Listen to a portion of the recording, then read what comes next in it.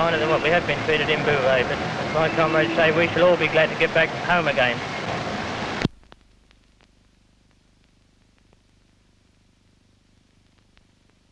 The accident of the R101 was very funny for me when I heard the explosion.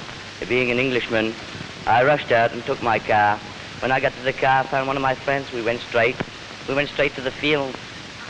Because when we arrived there, we found the ship going up in flames, and we rushed through the field on foot. So the first man we took was Church. He was wounded.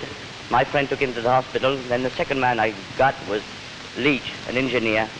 And we found the other two, Biggs and Bell, coming out of the thing.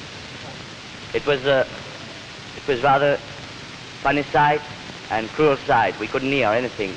We went back through the ship, and we tried to get in. We couldn't with the weather beating, rain, wind, and the fire.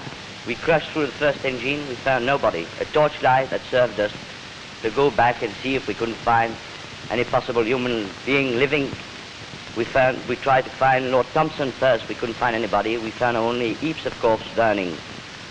When we found the first car, it was a horrible sight to see. The car was half burnt, but we broke the paint.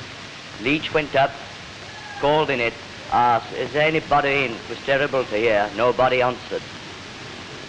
It was a cruel sight. All the same, we got through the riggings afterwards with a simple torchlight.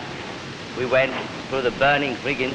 We found a corpse there, but it was completely carbonized. Then afterwards, we went a bit further. We didn't slip in the wires. We don't know how we did it. We called everywhere. No answer. For me, all the men were killed on the spot when the ship fell down. And no cries we heard under the rigging. Corpses in flame, we saw them. It was a dreadful sight. When we saw there was nothing to do, we still continued. We found a pack of body, with 7 in a heap. Then afterwards, we didn't count them. It was the middle of the ship, the worst part. We got out, we looked at the ship, and there was only one thing to do. It was about 3:15, to go back and phone to the Air Ministry in London. We went there, and all the 4 other fellows were taken by brave men to the hospital in motor cars. And we went and saw them. It was a dreadful sight, all burnt in the faces and legs.